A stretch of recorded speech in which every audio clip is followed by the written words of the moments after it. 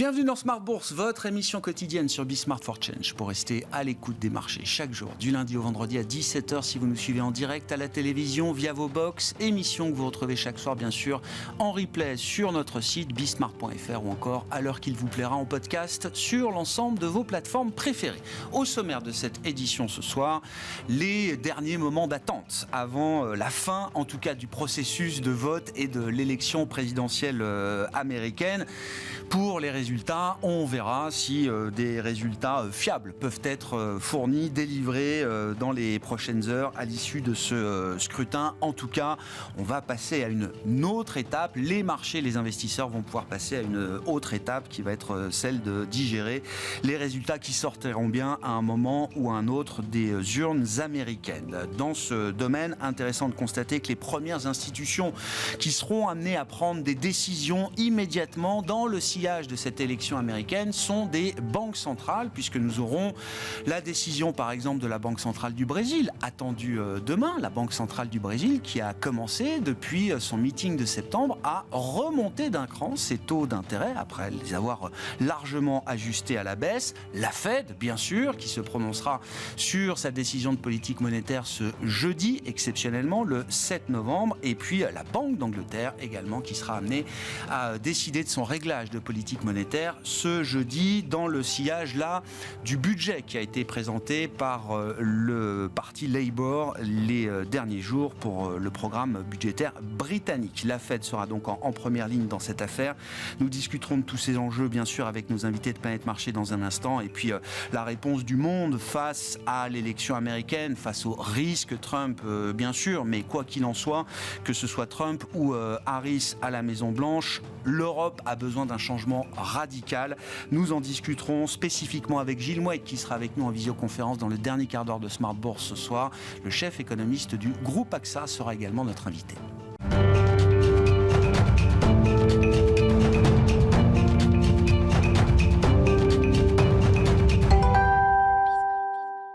Tendance, mon ami, chaque soir, c'est en ouverture de Smart Bourse, Pauline Gratel qui vous apporte les infos clés du jour sur les marchés. Bonsoir Pauline. Bonsoir. L'élection américaine est bien sûr dans tous les esprits de la planète marché. Voilà, comme hier, l'élection US gèle la prise de risque sur les marchés. Le CAC 40 est autour de l'équilibre aujourd'hui. Cette tendance est d'ailleurs partagée par les grands indices européens. Qu'en est-il des autres marchés, notamment du marché obligataire aujourd'hui ? Le rendement américain à 10 ans reste ferme autour de 4,35% dans l'attente des résultats de l'élection et après un ISM Service plus fort que prévu en octobre. L'indicateur d'activité ressort à 56 au global avec une très nette amélioration de la sous-composante emploi. Dans les enquêtes de conjoncture du jour, les investisseurs ont également pris connaissance du PMI Service britannique pour le mois d'octobre. Oui, cet indicateur montre que l'activité des services est au plus bas depuis presque un an à 52. Pour rappel, la Banque d'Angleterre rendra sa décision monétaire jeudi. L'institution estime que l'inflation dans les services est un élément central de son cycle de baisse des taux. En attendant, le rendement de l'obligation britannique à 10 ans atteint 4,55%, un plus haut de l'année. Du côté des entreprises, la saison de publication de résultats se poursuit et on peut le dire ainsi, Palantir aux États-Unis est en train de prendre beaucoup de hauteur et d'épaisseur au sein du S&P 500. Oui, Palantir signe une hausse de 20% à l'ouverture de Wall Street. L'entreprise publie ses résultats et évoque une demande inébranlable sur l'intelligence artificielle. Palantir dépasse les attentes de chiffre d'affaires et de bénéfices nets sur le troisième trimestre et relève ses prévisions annuelles. En Europe et à Paris, Bouygues est aujourd'hui en tête du CAC 40. Oui, les investisseurs saluent la publication du troisième trimestre. Bouygues fait état d'un carnet de commandes à un niveau très élevé, offrant de la visibilité sur l'activité future. Sur les 9 premiers mois de l'année, le bénéfice net s'élève à plus de 680 millions d'euros. Bouygues confirme également ses perspectives annuelles. Le titre progresse de 4% au cours de la séance. Et puis dans le secteur du retail, du commerce, alors que Casino est tombé et que Auchan se restructure lourdement, Carrefour, de son côté, réfléchit à différentes options pour améliorer sa valorisation. Information rapportée hier soir par l'agence Bloomberg. Oui, parmi ces options, Bloomberg évoque des acquisitions et des cessions d'actifs pour améliorer sa valorisation boursière. Carrefour pourrait même céder tout ou partie de son capital si un prétendant intéressé se manifestait. Le titre était en hausse de plus de 3% à l'ouverture des marchés ce matin avant de rendre un peu de performance. Et puis après presque 2 mois, la grève touche à sa fin chez Boeing. Oui, les ouvriers en grève ont accepté accepté un accord salarial comprenant une hausse de salaire de 38% sur 4 ans. Cet accord permettra donc de reprendre les productions des avions dont les livraisons ont pris beaucoup de retard. Le titre est à l'équilibre aujourd'hui. Que peut-on dire de l'agenda de demain sur les marchés, Pauline ? Demain, les investisseurs prendront connaissance des estimations finales des PMI d'octobre, notamment pour la zone euro. Les résultats d'entreprise continuent avec ceux de Crédit Agricole, Toyota et Téléperformance notamment. Tendance, mon ami, chaque soir en ouverture de Smart Bourse, Pauline Gratel nous apporte les infos clés du jour sur les marchés.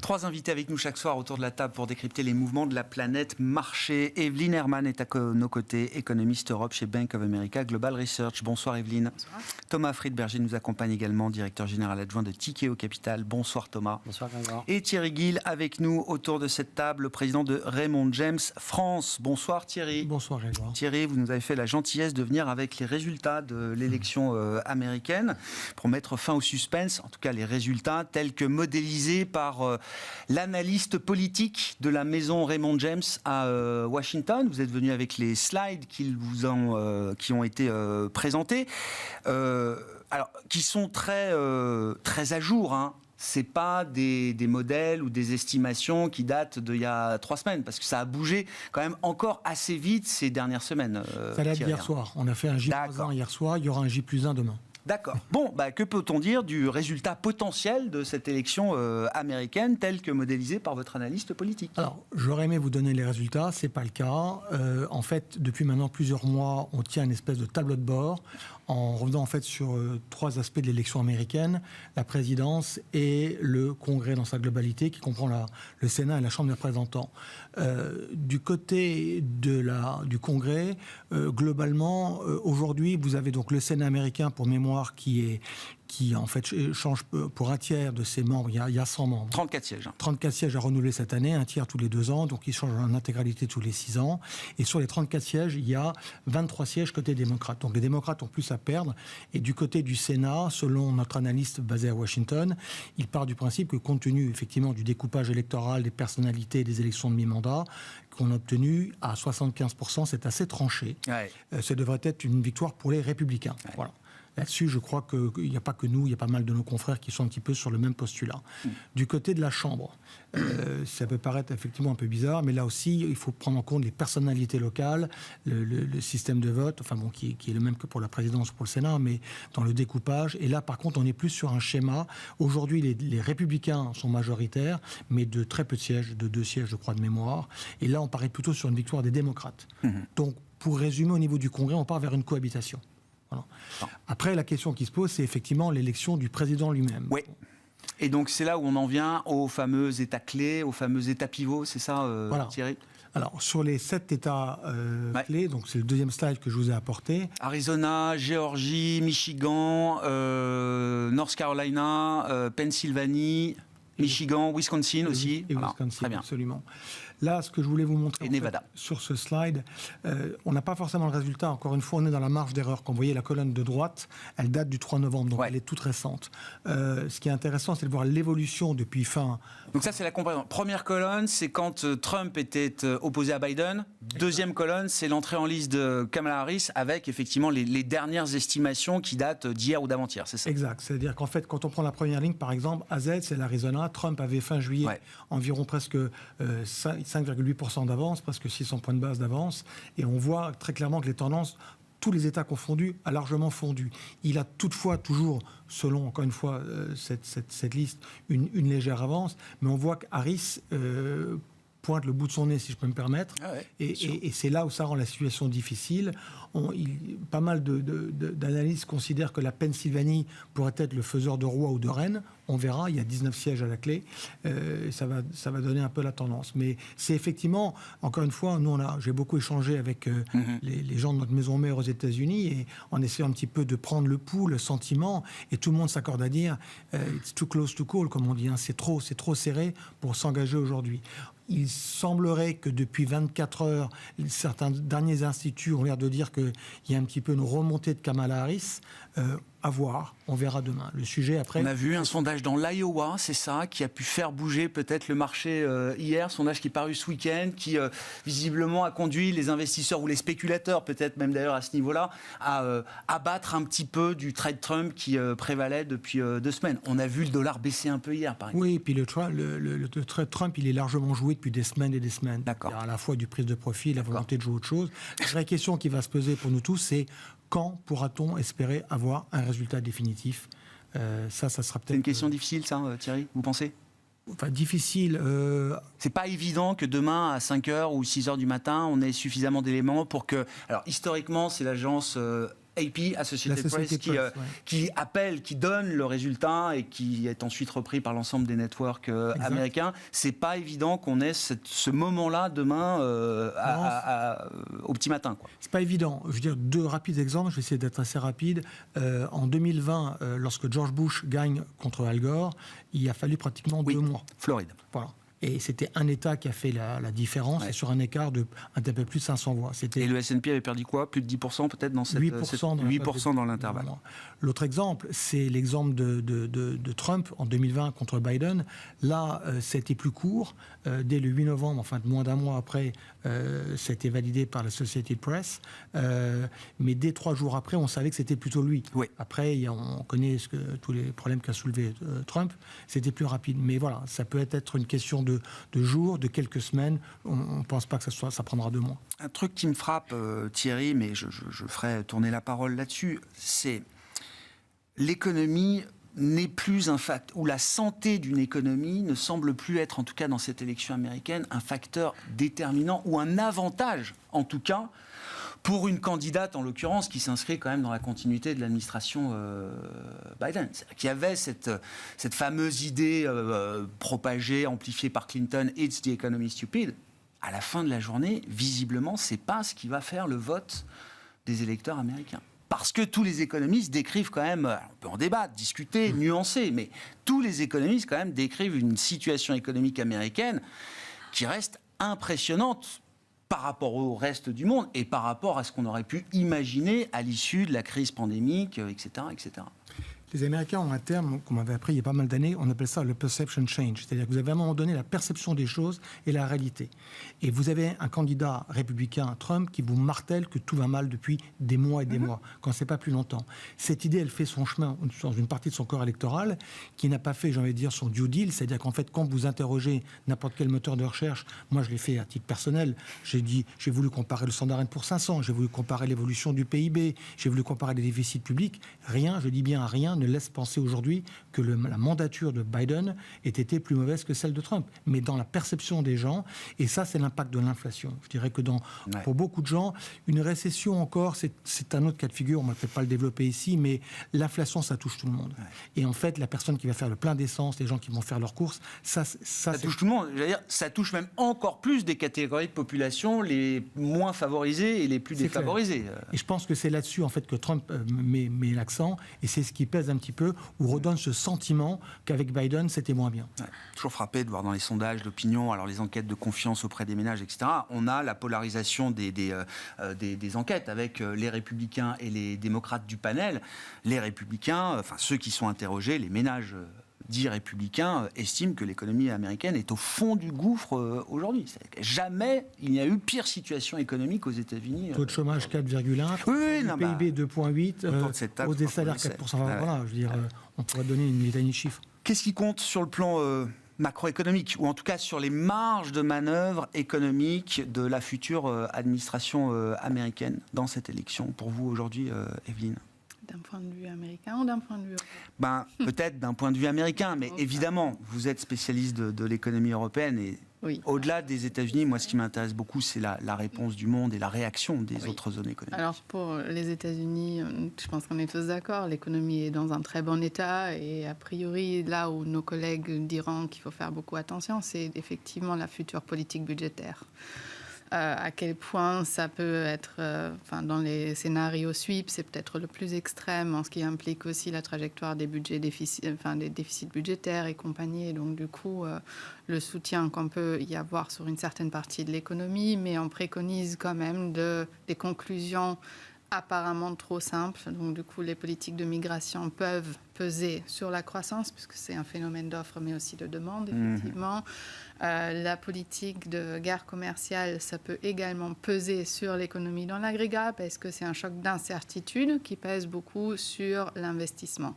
Et c'est peut-être là, donc, du coup, la transition en Europe. Ouais. Pour l'Europe, il y a cette composition de potentielles tensions commerciale avec les US, soit avec les US directement, soit entre les US et la Chine. On a eu l'expérience de 2018-2019 de ce que ça fait avec le niveau d'incertitude dans l'économie. On a fait l'expérience à quel point ça peut peser sur les investissements, même sans avoir des tarifs supplémentaires vis-à-vis des exportations européennes eux-mêmes. Donc, du coup, ça, c'est la composante que nous, d'un point de vue Europe, on regarde de plus près, notamment dans la perspective que l'économie européenne ne va pas très bien pour commencer.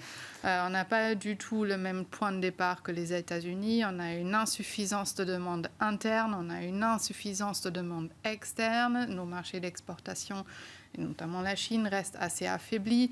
Donc, du coup, si on rajoute un choc d'incertitude, voire même un choc de tarifs supplémentaires, ça peut significativement peser sur cette reprise sur laquelle, je pense, tout le monde compte pour l'année prochaine et pour 2026. Ça peut changer le scénario de cette reprise européenne, le faire basculer, alors, j'allais dire, au mieux vers une année de stagnation supplémentaire, voire quelque chose de plus récessif encore ? Ça dépend un peu des économies lesquelles on regarde. Ouais. Donc, du coup, la zone euro, dans son agrégat, elle est quand même en train de croître un tout petit peu. Donc, nous, on a un taux de croissance de 0,7 pour cette année dans la prévision. Merci la périphérie. Oui. Non, mais... C'est pas l'Allemagne qui a un taux de croissance de 0 depuis 2019. Donc, du coup, on est d'accord que ça vient pas de là.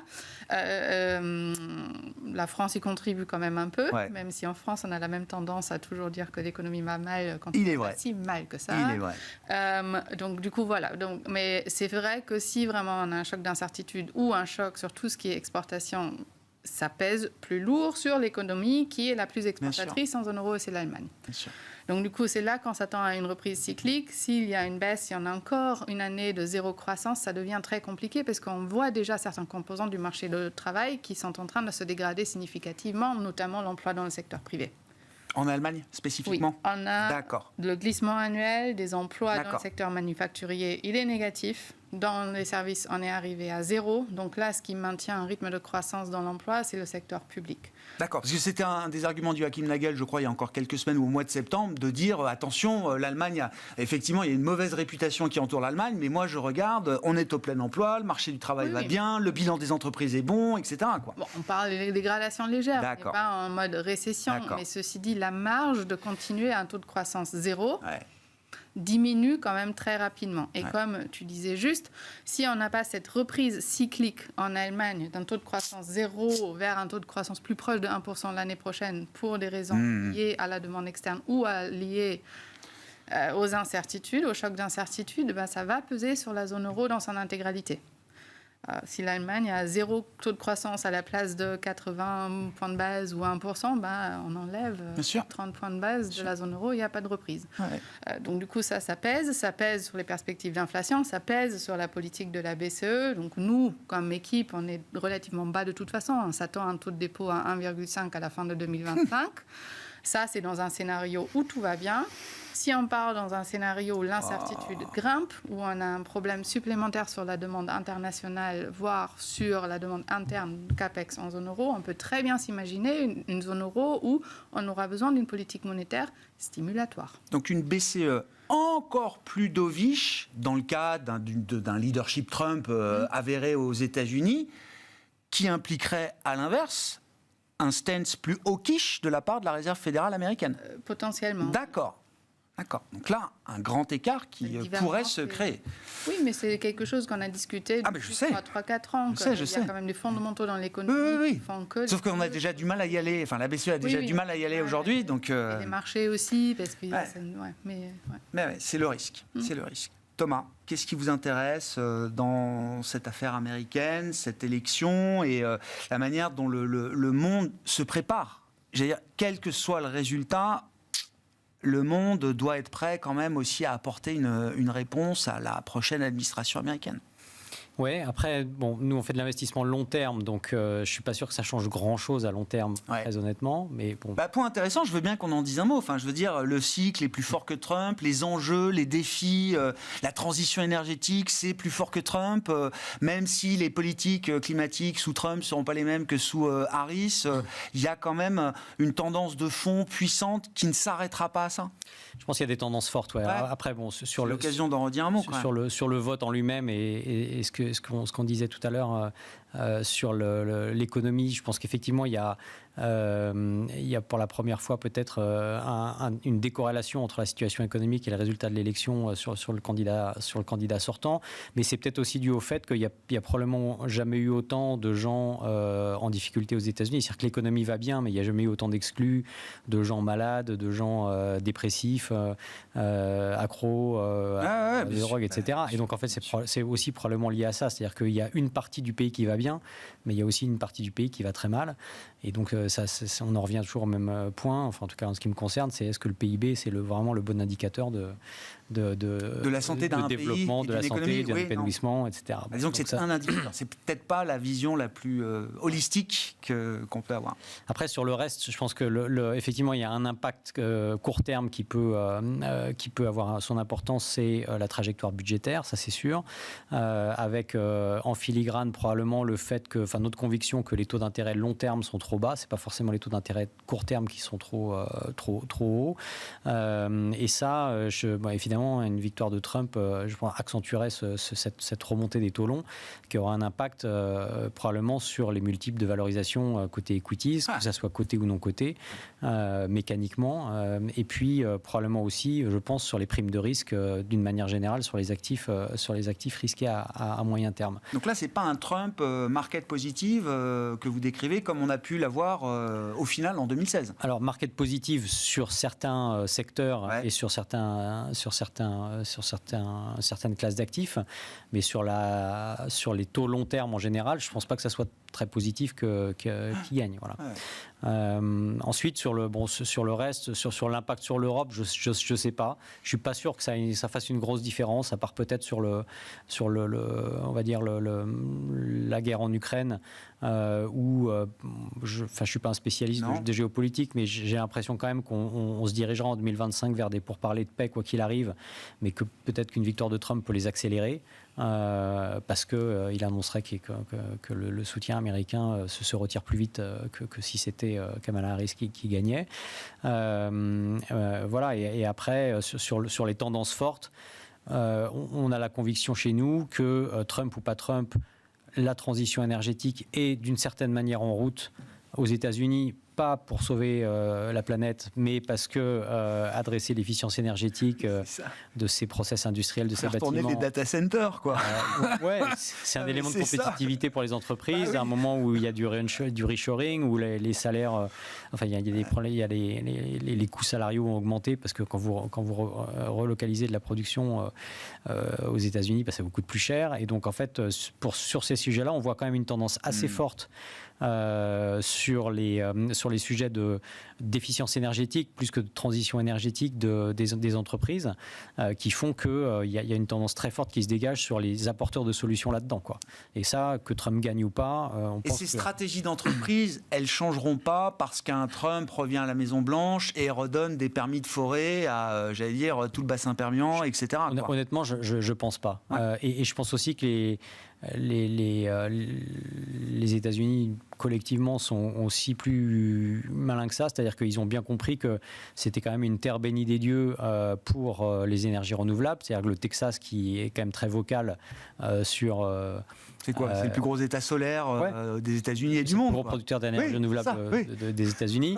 Et pourquoi ? Parce que je pense qu'ils ont parfaitement compris que quand on a beaucoup de soleil, beaucoup de vent et la potentiel de développer un parc nucléaire performant, et ben en fait l'indépendance énergétique, quelle que soit la trajectoire des réserves de shale et du coût du pétrole, elle peut être assurée et qui peuvent parfaitement exporter leur shale beaucoup plus cher ailleurs vers des gens qui en ont pas comme nous, et que donc c'est économiquement intéressant pour eux. Ouais.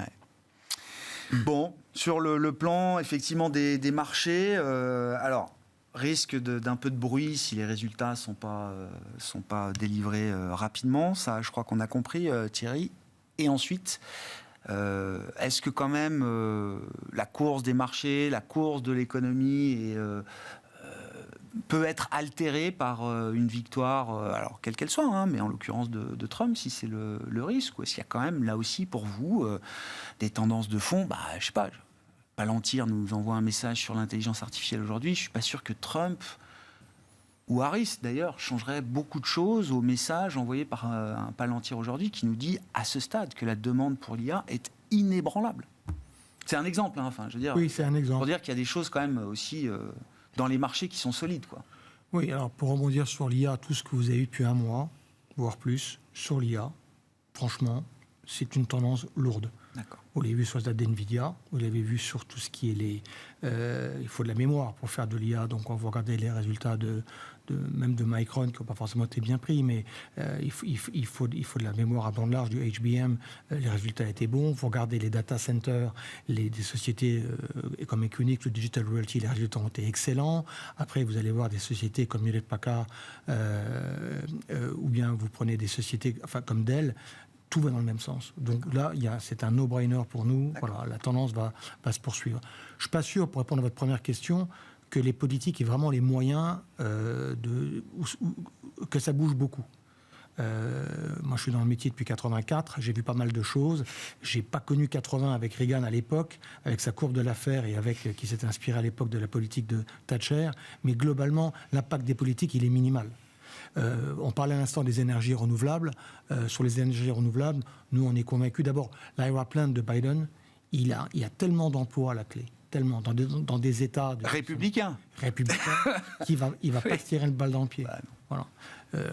J'ai un avis. Alors après, sur le solaire, ça c'est autre chose, mais voilà. Là où il y a des points. Même sur la politique migratoire, enfin, pour avoir lu quand même quelques papiers à ce sujet, beaucoup d'analystes estiment que, comme souvent chez Trump, il y a le discours, l'affichage. Oui. Et que derrière, évidemment, on imagine bien que les États républicains en bord de frontière seraient un peu déçus de ne plus avoir de main-d'œuvre entrante pour venir suppléer à une main-d'œuvre manquante, peut-être parfois dans certains endroits et certains métiers. Oui. D'où l'importance du résultat du Congrès. Il ne peut pas diriger par oukase. Ouais. Voilà. Donc, encore une fois, à un moment donné, il va devoir faire avec la carte du Congrès. Et c'est pour ça que ça sera important de savoir comment est-ce que la marge sera ténue, est-ce qu'elle sera plus large. Et ça nous donnera un petit peu les choix. Après, il y a forcément des secteurs qui tireront mieux leur épingle du jeu. Ouais. Ça peut quand même. La logique sectorielle du marché peut être quand même un peu plus. Peut être différente en fonction des résultats. Pas beaucoup. Enfin, sous Trump, la santé devrait être plutôt mieux s'en tirer. L'immobilier, Kamala Harris avec sa proposition de loi, et pour aider les primo-accédants, ça devrait aider. Voilà, on peut trouver toujours des arguments pour l'un, mais sur le long terme. Tout va dépendre vraiment de l'économie, et je pense que les décisions de la Fed, la Fed a une décision, en fait, moi c'est ce que je répète à peu près assez souvent en ce moment, on est dans un monde américain avec une inflation corps qui est à 2,7, mais l'amener à 2, ça va être compliqué. On a des taux longs, on l'a évoqué à l'instant, qui restent, ils ne devraient pas encore être peut-être plus hauts, je ne sais pas, qui sont sur du 4,30, 4,40. Vous avez des salaires qui croissent de 4, et qu'on n'arrive pas à faire beaucoup baisser plus. Donc la Fed, à un moment donné, moi je pense qu'à aujourd'hui, encore une fois, je me méfie des opinions longues. On s'est tous trompés l'année dernière, en décembre dernier, quand on voyait tant de baisses de taux en 2024 qu'on n'a jamais eu. Et donc faire des paris au-delà de 2 mois, 3 mois, c'est compliqué. Et le vrai enjeu de la Fed, c'est comment ils vont s'adapter par rapport à ça pour 2025. Ouais. Sur la Fed, enfin les banques centrales, mais la décision du 7 novembre de la Réserve fédérale américaine, on peut imaginer quand même, Evelyne, qu'elle est déjà fondée, notamment sur les dernières données économiques. Alors le rapport emploi qui a été un peu bruité par les effets climatiques et la grève chez Boeing, ou encore l'ISM aujourd'hui. Mais cette décision du 7 novembre, elle doit être encore rendue, j'entends, mais on peut imaginer que chaque membre de la Fed a déjà pris sa décision, quel que soit le résultat de l'élection présidentielle américaine. Est-ce que ça vaut pour les meetings suivants ? Nous, on s'attend à une baisse, comme je pense. 25 points de base. 25 points de base. Nos collègues pensent que ça va se poursuivre aussi en fin d'année. Donc novembre, c'est faisable. Décembre, c'est encore faisable. Décembre, c'est faisable. C'est vraiment sous l'hypothèse que l'économie va relativement bien, mais la désinflation continue à faire un certain progrès. Donc du coup, on est certes dans une situation, on n'est pas très sûr si on arrive vraiment à retourner à 2%, mais pour l'instant, on fait du progrès. Donc du coup, il y a une certaine naturalité presque. On accompagne le mouvement. On veut éviter que ça va trop loin et on est très probablement encore bien au-dessus des taux neutres. Donc, il y a de la marge jusqu'à ce qu'on arrive vraiment au point où la politique monétaire ne sera plus restrictive. Pour 2025, ça devient plus compliqué. Donc là, il y a plus de questions qui se posent. Dans un scénario de base de statu quo, on va dire, sur lequel on est basé aujourd'hui, la désinflation progresse. Nos collègues en taux terminal de la Fed de 3 à 3,25 dans le scénario, mais il y a des risques à la hausse, même avec l'économie telle qu'elle est aujourd'hui, même sous un scénario, disons, statu quo. Parce que c'est une économie qui continue à croître très fortement. C'est une économie où le taux d'inflation sous-jacente reste relativement stable. Il y a très peu de choses à voir pourquoi il y a des risques à la baisse. Il y a peut-être plus de risques à la hausse. Alors, le risque de réaccélération dont on a parlé les dernières 3 semaines, on va dire, a un peu diminué aujourd'hui, mais il y est encore. Il est au moins aussi prononcé que le risque d'une désaccélération si on assume, encore une fois, scénario de base, statu quo. Au moins statu quo. Donc c'est un scénario qui, pour la Fed, est relativement compliqué pour commencer. Mais d'ici la fin de l'année, c'est quand même relativement probable, et ce que les marchés pressent d'ailleurs, qu'on aura une poursuite des baisses de taux. Je reviens sur la politique des tarifs. Bon, Trump peut avoir un peu de marge de manœuvre quand même s'il accède à nouveau à la Maison-Blanche de ce point de vue-là. Donc, a priori, l'Europe, alors j'essaye de suivre, mais c'est autour de 10%, 10, 20, enfin bon, c'est 10% pour l'Europe, ce serait 60% pour la Chine. Qu'est-ce qui est le plus problématique pour l'Europe, Evelyne ? Est-ce que c'est les 60% de tarifs additionnels potentiels supplémentaires sur la Chine, on parle bien des produits chinois, importés par les États-Unis, ou est-ce que c'est les tarifs directs sur l'Europe de l'ordre de 10%? J'ai envie de dire que c'est l'incertitude. Ouais, c'est ce que Donc c'est le fait que déjà on est dans un contexte que on ne sait pas ce qui va se passer, on ne sait pas comment les choses vont se développer. S'il y a une flambée des tensions commerciales, encore une fois, entre les US et la Chine, c'est ce qu'on avait en 2018. C'est l'Europe la victime? C'est tout le monde. Il n'y a personne qui a eu des taux de croissance exorbitants pendant cette période-là. Donc, du coup, ce n'est pas quelque chose qui est bénéfique à n'importe quelle économie. Mais l'Europe, qui a donc une insuffisante de demande interne, une très grande exposition vis-à-vis le commerce international, se fait coincer là-dedans. Et donc, du coup, c'est cet impact de l'incertitude qui pèse beaucoup. Après, on a vraiment aussi un problème de dynamique de prix mondiale.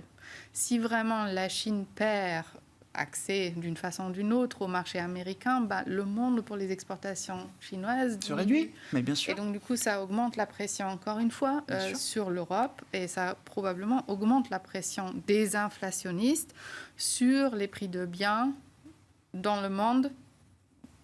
Hors États-Unis, c'est un peu plus compliqué, mais dans le monde dans son intégralité. En Europe, on n'a pas forcément une réponse. Après, pour la quantification de ce que ça veut dire d'avoir des tarifs des États-Unis sur l'Europe même, on a essayé ça en 2018-2019. À l'époque, on parlait d'une hausse des tarifs sur l'automobile, notamment à 25%, il me semblait, ce qui était une augmentation de 22% et demi, et un tarif généralisé de 10% supérieur à tout le reste des importations. On a regardé les chaînes de valeur, donc vraiment juste l'impact direct sur le commerce, les élasticités de demande vis-à-vis une augmentation des prix à travers les tarifs est a priori plus important que l'élasticité vis-à-vis un changement des taux de change. D'accord. Ce qui mettait dans les calculs à peu près 60-70 points de base du PIB européen à risque. Ça viendra en plus, mais pour un premier instant, je dirais que c'est vraiment le phénomène d'incertitude qui peut causer le plus. Ouais. Thomas, je reviens sur la réponse de l'Europe. Alors effectivement, la vie des affaires suit son cours. Trump, vous l'avez dit aussi, peut quand même être un accélérateur de tendance à certains endroits. Vous défendez chez Tikehau, mais d'autres aussi, Mario Draghi en premier, l'idée d'un besoin de changement dans le modèle européen. Pour vous, c'est une tendance lourde qui se retrouve dans l'idée de la souveraineté, de la résilience. Tout ça résonne évidemment avec le rapport Draghi, les rapports précédents d'Enrico Letta, Christian Noyer, etc. Trump peut être un accélérateur quand même pour cette quête de souveraineté en Europe, qui est un peu au stade d'ébauche aujourd'hui. Alors peut-être pas pour l'investisseur, parce qu'il y a toujours des choses à faire de ce point de vue-là, mais quand on regarde la dimension un peu intégrée, politique, on sent que voilà, le cap n'est pas encore forcément clairement défini, quoi. Ouais, c'est pas facile. J'essaye de le dire gentiment, quoi. Ouais, c'est pas facile et d'ailleurs on s'attend pas à ce que ça devienne très clair. Ouais. Quoi. On a un commissaire à la défense, a priori, dans la nouvelle commission. Non mais bon. Mais ceci dit, dans la pratique, ouais. Il y a des choses qui se passent. Voilà. Il y a des choses qui se passent, il y a des choses qui se passent. Les entreprises n'attendent pas Bruxelles. Les entreprises et puis les États aussi. Hein. Les États et les supranationaux. Hein. Le Fonds européen d'investissement, par exemple, fait plein de choses là-dedans. Il y a des initiatives de place des partenariats publics-privés. Il y en a de plus en plus dans pas mal de secteurs. On a annoncé des choses, nous, dans l'aérospace récemment. On fait beaucoup de choses dans la cyber avec des partenariats avec le ministère de la Défense, avec les grandes entreprises, etc. Donc la prise de conscience, elle est quand même réelle, quoi. Ouais, elle est réelle. Alors après, est-ce qu'elle va être européenne dans un contexte où la tentation est quand même au repli national? C'est ça vraiment qu'on va voir. Ça va aussi beaucoup dépendre de l'attitude de l'Allemagne, qui est dans une situation quand même assez compliquée, parce qu'on voit bien par exemple sur les tarifs que c'est eux qui sont les plus réfractaires à mettre en place des tarifs, parce que les entreprises chinoises étaient jusqu'à présent leurs clients. Ils ont voté contre, si je dis pas de bêtises, pour les tarifs auto. Mais dans un contexte quand même où je pense tous les gouvernements ont bien en tête que si ça ne se fait pas au niveau européen, ça sera quand même très compliqué de résister à la fois à la Chine et aux États-Unis. Il y a quand même de l'espoir et il y a quand même des choses qui se font à la fois au niveau européen et au niveau national. Et ce qui se fait au niveau national déborde sur le cadre européen. Ouais. Parce qu'aujourd'hui, les supply chains sont quand même européennes, par exemple dans l'aérospace, clairement. Et donc, ce qui est fait en France, de l'initiative française, a aussi des impacts en dehors de France, et même chose pour d'autres pays. Ouais. Donc, je ne suis pas si négatif que ça. Et Trump peut accélérer ces tendances. Et Trump peut accélérer ces tendances-là, clairement. Ouais. Ça peut jouer comme un électrochoc. Ça peut jouer comme un électrochoc. Et d'ailleurs, les investisseurs internationaux ne s'y trompent pas.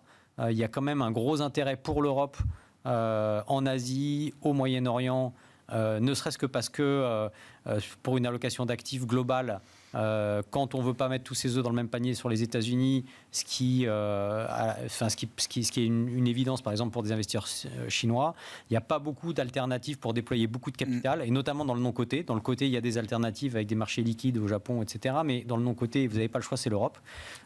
Et donc, vous êtes obligé de regarder l'Europe. Et en Europe, il y a quand même pas mal de belles choses à faire pour tous ces gens-là, et ils le font. Donc là aussi, on a une vision un peu tronquée. On regarde les flux d'investissement à travers souvent des marchés liquides. C'est vrai qu'on ne voit pas grand-chose arriver du reste du monde vers l'Europe. Mais vous dites dans d'autres marchés non cotés, là, il y a quand même de l'argent étranger qui vient s'investir en Europe. Oui, alors je ne vous dis pas qu'il n'y a pas des doutes. C'est pas le raz-de-marée non plus. Voilà, mais il y a quand même beaucoup de capital qui est déployé en Europe. Et il y a des points de... les investisseurs, notamment en Asie et au Moyen-Orient, regardent de très près ce qui se passe en Europe, sont très très renseignés sur ce qui s'y passe, font des deals, et des gros deals, co-investissent avec des acteurs européens comme nous, sont sensibles à des initiatives, des partenariats publics-privés, sont sensibles à ce dans quoi investit le Fonds européen d'investissement, ce dans quoi investit la BPI. Et donc ils achètent quand même cette idée européenne, quoi. Enfin, et le mode de fonctionnement de l'Europe qui va avec. Ça permet de dire un mot du marché américain. Encore une fois, quel que soit le résultat, on a fait 2 ans de super bull market. Je crois que le S&P a repris plus de 60% depuis le point bas d'octobre 2022. C'est le dernier calcul que j'ai vu. Oui, 40% sur 12 mois, c'est possible que ouais, c'est ça. Sur les 2 ans, je crois que c'était l'ordre de 60%. Et indépendamment du cycle politique, est-ce que le cycle des marchés reste porteur ? Est-ce qu'une 3e année de bull market, ça peut être encore une bonne année ? Ou est-ce que c'est déjà peut-être un peu le trop-plein, quoi ? Alors pour nous, ce n'est pas le trop-plein. Vous savez que je vous ai souvent parlé de mes fameuses statistiques que je regarde souvent sur les marchés en allant chercher dans l'histoire pour lire dans le marc de café les 12 mois à venir.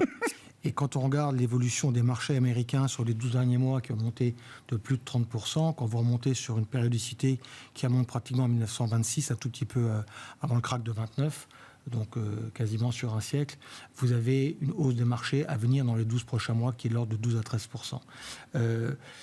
Ça vaut ce que ça vaut. Mais on reste dans un bull market, quoi. C'est l'idée. On reste dans un bull market. Pour permettre à ce marché de se poursuivre, il faudra que la croissance des profits soit au rendez-vous. Aujourd'hui, notre stratégiste considère que les anticipations de profit sur le SPI sont un petit peu généreuses, mais globalement, on devrait avoir en 2025 des croissances à 2 chiffres. 11, 12, 13 à voir. C'est un peu le consensus qu'on trouve chez FactSet, chez Bloomberg, dans pas mal des maisons, ou chez nous. Ce qui vous mettrait des profits sur SPI à peu près à 274-75 $ l'année prochaine. Sur un SPI qui serait aujourd'hui à 5007, ça vous met des PE à 21,5-22. Certes, c'est plus tendu que des indices européens, ça le sera toujours, parce que la composition des indices n'est pas la même, mais c'est pas non plus, on n'est pas dans fin des années 90 avec des PE beaucoup plus tendus. La seule chose qu'on a tendance un peu à dire, c'est affranchissez-vous de l'idée de vouloir jouer forcément des thématiques style opposé croissance, à value, ce genre de choses. C'est du stock picking. Franchement, et ça c'est vraiment l'idée qu'on véhicule énormément. Quand vous regardez les financières, faut faire du fine-tuning. Nous, on a beaucoup recommandé, je l'ai souvent évoqué avec vous, l'assurance plutôt que les banques. C'est un peu inversé aujourd'hui. Stock picking, ça veut dire que les indices sont trop fortement sous l'emprise de 5, 6, 7 grandes valeurs et que ces valeurs-là peuvent à un moment ne plus délivrer autant de performances que ce qu'elles ont pu délivrer en 1 an ou 2 ans. Voilà, les Américains apprennent le terme de barbell approach, ça veut dire en gros c'est un peu de tout, mais c'est en fait décorréler peut-être le marché. Idéalement, si je devais vous illustrer cet exemple, ça serait faites du SPI 500 mais faites de l'equal weight. Ça veut dire décorréler, c'est une analyse qui tient compte des market cap, et le décorréler du poids des 7 grandes valeurs. C'est-à-dire que vous les gardez, mais allez chercher de la value ailleurs. Et là, il y a des choses, je pense que l'immobilier est une des pistes, si les taux continuent à se poursuivre. Ça l'a déjà été, ça devrait continuer. L'industrie, plus nuancée. La santé est particulièrement en retard aux États-Unis, mais ça va dépendre de qui sera élu, parce que Medicare, c'est quand même... aujourd'hui, il y a pas mal d'indécisions. Mais vous évoquiez tout à l'heure la thématique de l'IA. Ça, c'est un thème à continuer à jouer. Voilà, c'est ça. On est un peu dans ce qu'on a connu dans une partie des années 80, à l'époque, avec Peter Lynch, sur les thématiques, les fonds Magellan. Je remonterai le concert. Mais c'est vraiment ça. On est dans un marché de stock picking. Voilà. Je pense que c'est ce qui devrait prévaloir sur les 12 prochains mois. Evelyne, il nous reste quelques minutes pour dire un mot spécifique de l'Allemagne quand même. C'est à peu près toujours la même question à chaque fois que vous venez. Non mais que se passe-t-il en Allemagne ? Et combien de temps l'Allemagne pourra supporter encore cette stagnation économique ? Je ne sais pas si on se rend bien compte quand même de la crise, enfin si on s'en rend compte, mais quand même une crise majeure, quoi. Oui, depuis 2019, on a une croissance de 0 à peu près. Non, mais c'est ce que je disais. Bon, après, on a des gains de pouvoir d'achat dans l'Europe dans son intégralité, mais notamment en Allemagne, qui sont très conséquents. Donc, ça prend relativement peu pour avoir une toute petite amélioration cyclique dans l'économie. Non ? Donc, mais on est un peu au point de bascule où, effectivement, le marché de travail commence à craquer un tout petit peu. Donc, ça m'inquiète un tout petit peu. La grande question, c'est qu'est-ce qui va se passer avec la politique ? On en a parlé. Qu'est-ce qui va se passer avec la politique ? La prochaine grande élection du monde, je pense, c'est celle de septembre 2025 en Allemagne. Oui. Alors aujourd'hui, il y a des discussions si on attend jusqu'à septembre 2025 ou pas, mais vous avez raison. Donc c'est le prochain gouvernement qui potentiellement pourra discuter ou pas une réforme des règles budgétaires allemandes qui sont nettement plus strictes, nettement plus sévères que les règles budgétaires européennes. Il n'y a pas de marge de manœuvre pour l'Allemagne aujourd'hui. Alors, si on parle d'un scénario complètement récessionnaire en Allemagne, il y aura une réponse budgétaire. D'accord. Là, il y a quand même dans cette fonction de réaction allemande l'idée que... Ça a toujours été le mot. D'accord. Si ça va très mal... C'est en cas de catastrophe on ne fait rien pour éviter, éviter ça. Donc c'est ça.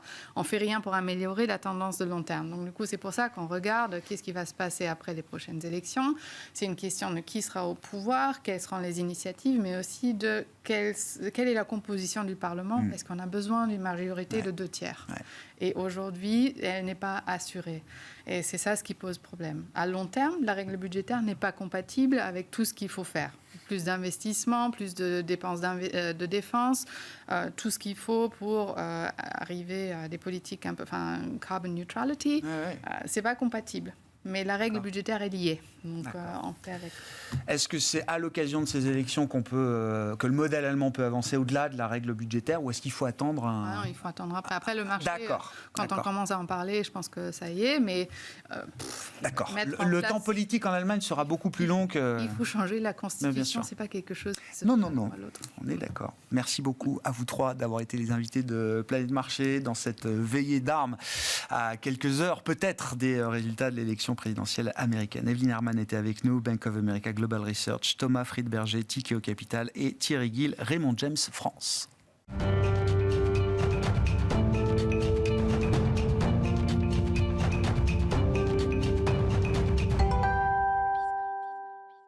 Le dernier quart d'heure de Smart Bourse, le quart d'heure thématique. Le thème ce soir, c'est comment est-ce que le monde, le reste du monde, se prépare à accueillir le résultat de l'élection américaine et le potentiel risque Trump, comme on l'appelle. Nous en parlons avec Gilles Mouek, chef économiste du groupe AXA, avec nous en visioconférence. Bonsoir Gilles, bienvenue.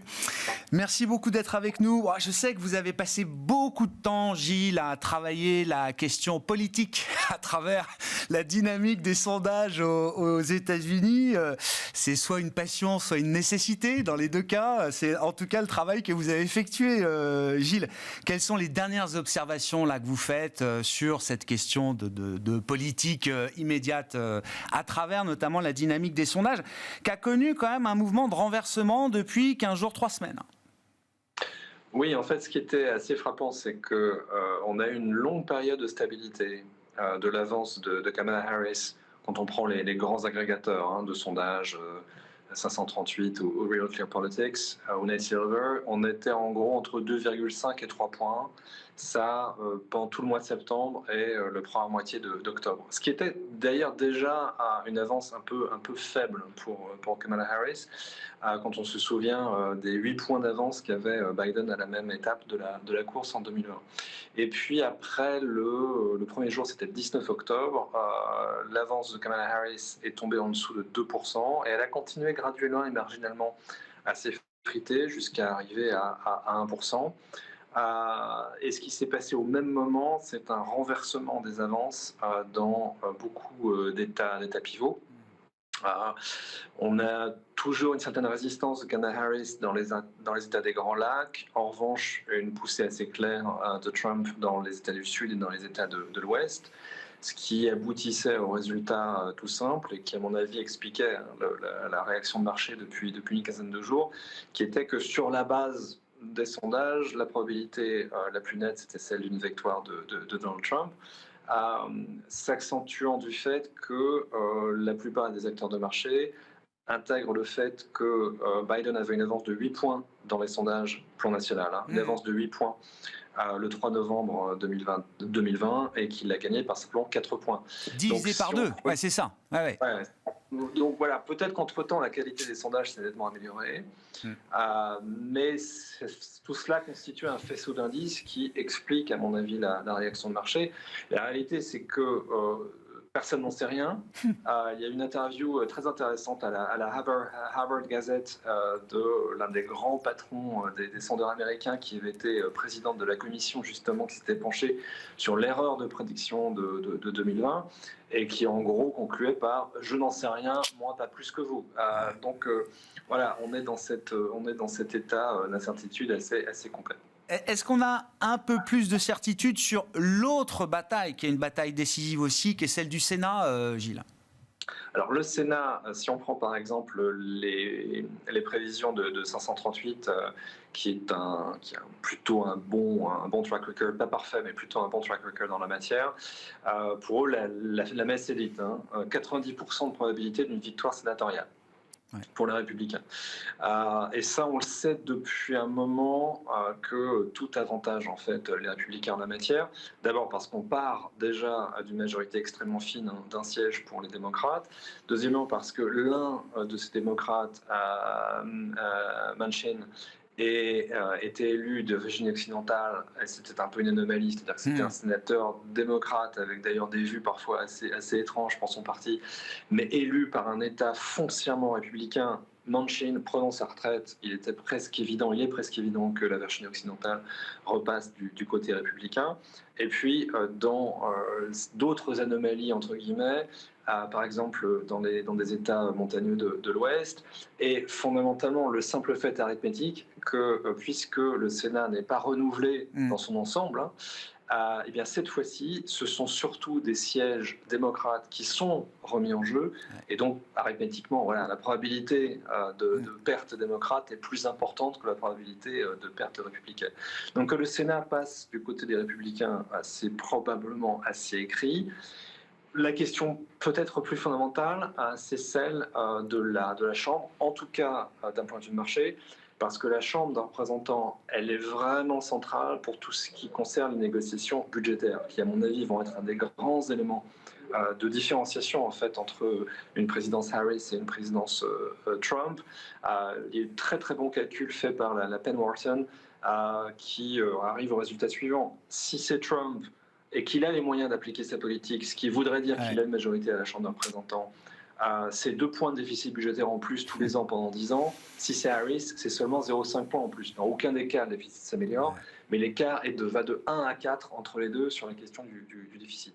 Et pour ça, il faut vraiment que le président puisse contrôler la Chambre.